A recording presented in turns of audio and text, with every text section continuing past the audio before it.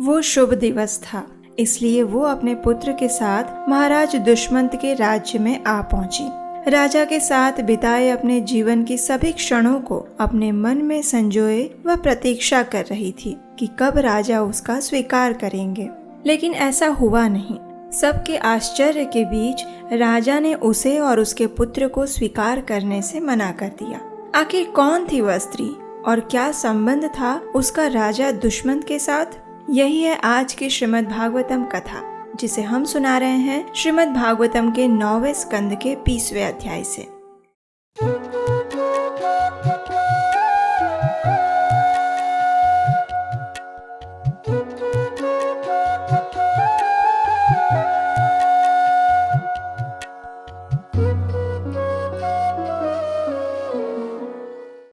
हरे कृष्ण।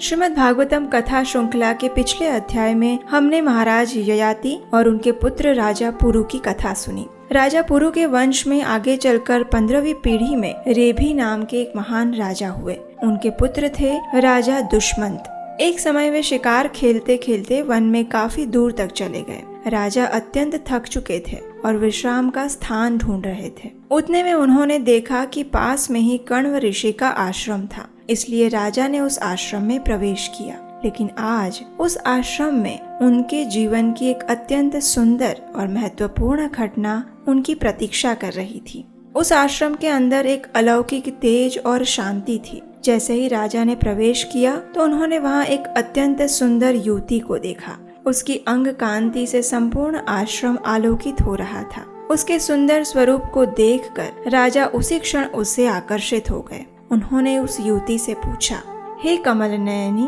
तुम किसकी पुत्री हो और इस एकांत वन में क्या कर रही हो? हे सुंदरी, मैं महाराज पुरु का वंशज हूँ और मेरा नाम है दुष्मंत। मेरा मन कभी भी अधर्म की ओर आकर्षित नहीं होता, इसलिए मैं निश्चित रूप से कह सकता हूँ कि तुम किसी क्षत्रिय की पुत्री हो।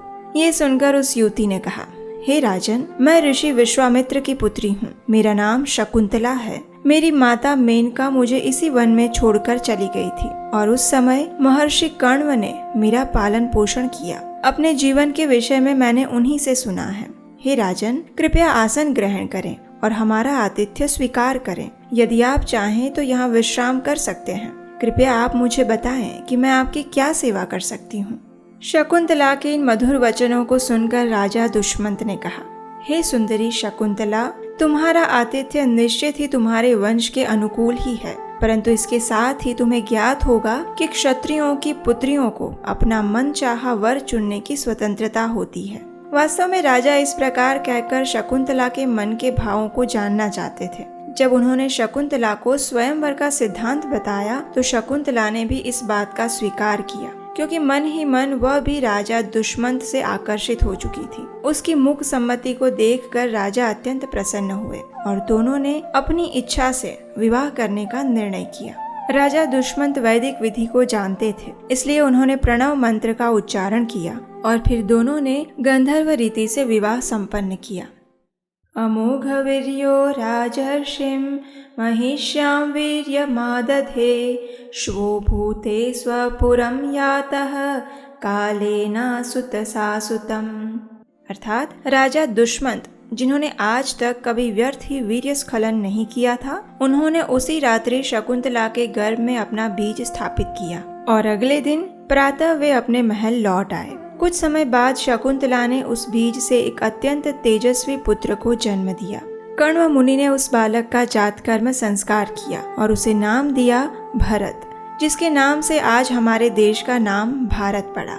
ये बालक इतना वीर और पराक्रमी था कि बचपन में कई बार खेल खेल में ही वह वन के सिंहों को पकड़कर उनके साथ खेलने लगता था। इस प्रकार कुछ वर्ष बीत गए और फिर शकुंतला ने निर्णय किया कि अब उसे अपने पति के पास उसकी राजधानी जाकर रहना चाहिए। कण्व मुनि ने भी अपनी पुत्री को विदा करने की सम्मति दी और सारी व्यवस्था कर दी। उन्होंने शुभ मुहूर्त और मंगल दिन पर शकुंतला और उसके पुत्र को विदा किया। लेकिन काल की गति को समझना अत्यंत विकट है। शकुंतला अपने पति राजा दुष्मंत के साथ बिताए अपने जीवन के सुंदर क्षणों को याद करती हुई अपने पुत्र के साथ राजधानी आ पहुंची। उस समय राजा दुष्मंत अपने राजमहल में सभी के साथ बैठे थे। जैसे ही शकुंतला उनके समक्ष आई और उसे स्वीकार करने की बात कही तो राजा ने उसे पहचानने से मना कर दिया। शकुंतला अपनी सत्यता और चारित्र्य का विश्वास दिलाने लगी और उसी समय एक भयंकर आकाशवाणी हुई।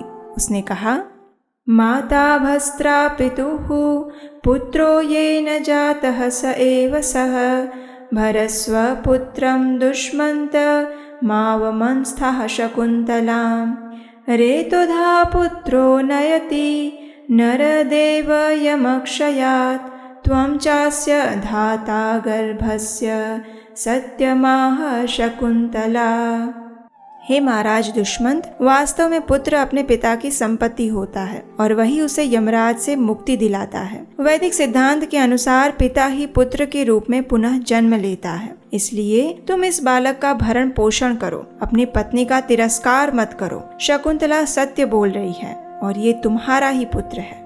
अब देखिए, वास्तव में ऐसा नहीं था कि राजा दुष्मंत शकुंतला को भूल चुके थे, लेकिन उसकी प्रजा को ये ना लगे कि उनके राजा ने किसी भी बाहर से आई हुई स्त्री को अपनी पत्नी का दर्जा दे दिया। इसलिए वे चाहते थे कि स्वयं देवतागण उस बात की पुष्टि करें।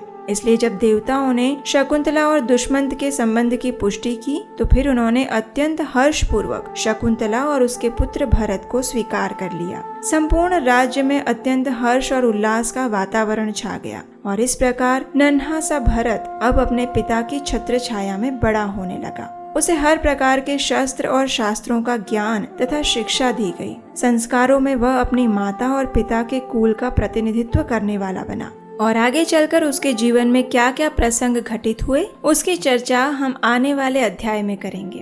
तब तक के लिए अगर आपको ये श्रीमद् भागवतम कथा अच्छी लगी है तो इसे लाइक करिए और अपने सभी मित्रों और स्नेही जनों को शेयर कर दीजिए। इसके साथ ही आपके अपने चैनल को सब्सक्राइब करना मत भूलिएगा ताकि ऐसी ही वैदिक कथाओं का नोटिफिकेशन आपको प्रतिदिन मिलता रहे।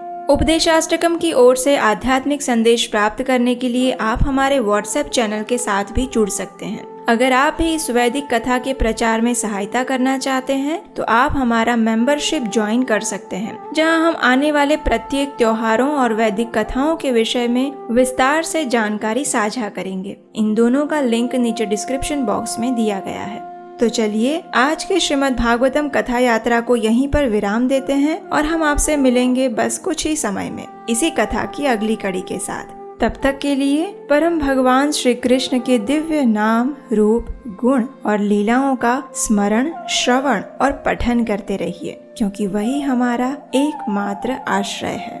हरे कृष्णा।